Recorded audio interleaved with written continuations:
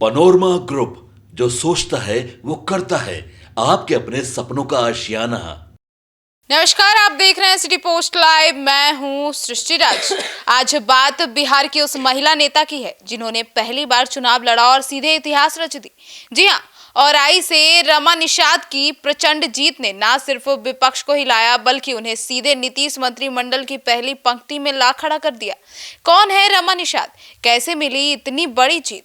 आइए जानते हैं उनकी राजनीतिक ताकत और पारिवारिक प्रभाव की पूरी कहानी हमारी सहयोगी मुस्कान के साथ। तो मुस्कान, क्या रमा निषाद की 57,000 से अधिक की जीत सिर्फ पारिवारिक राजनीति विरासत का परिणाम थी? देखिए, उनकी जीत में पारिवारिक विरासत का योगदान तो स्पष्ट है।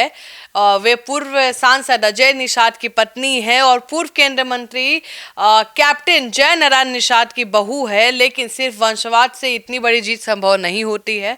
बहुत लोग वंशवाद वाले भी चुनाव लड़के देखे हैं और उनके उम्मीदवार के रूप में बता दें, सरल छवि है इनका, मल्ला समाज का मजबूत समर्थन है। बड़े नेताओं की कैंपेनिंग में कहीं ना कहीं मिलकर इस जीत को ऐतिहासिक बनाया है। पार्टी का विरोध भी उनके सामने टिक नहीं पाया है।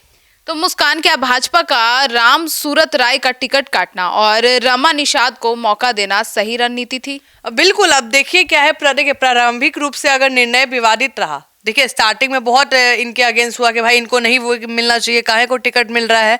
लेकिन नतीजा भाजपा के पक्ष में गया। भाई बढ़िया वोट से जीती है, 1-2 हज़ार वोट नहीं है। और ये रणनीति कई चरणों में सफल रही है। क्षेत्र में नए चेहरे की मांग थी, वो हो गया। मल्ला समुदाय को साधने का बड़ा अवसर मिल गया। अजय निषाद की वापसी के बाद परिवार की जो प्रभावशीलता है वो बढ़ गई।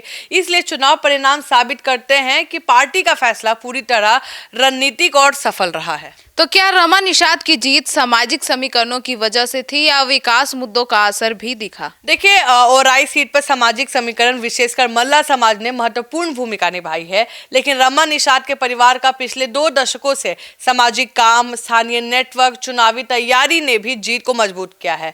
अर्थात आपको बता दिए, जीत सामाजिक प्लस संगठनात्मक, भावनात्मक तीनों कारणों का मिश्रण है और परिणाम भी है।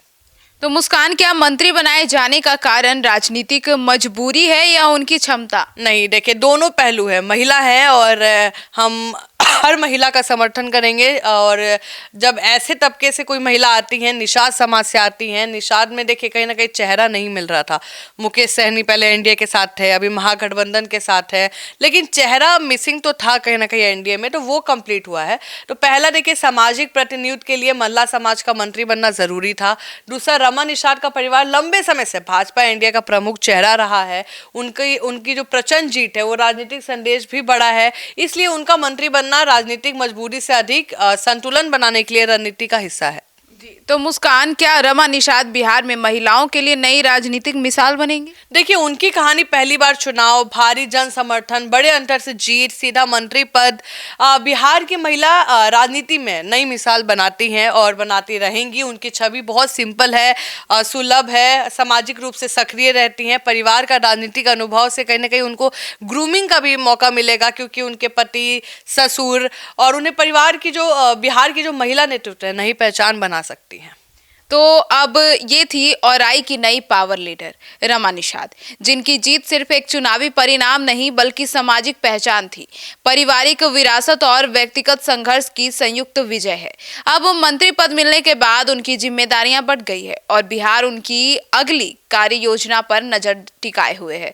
अब क्या होगी उनकी अगली कार्य योजना और क्या होगा उनका अगला कदम, इसके ऊपर सबकी नजरें टिकी है।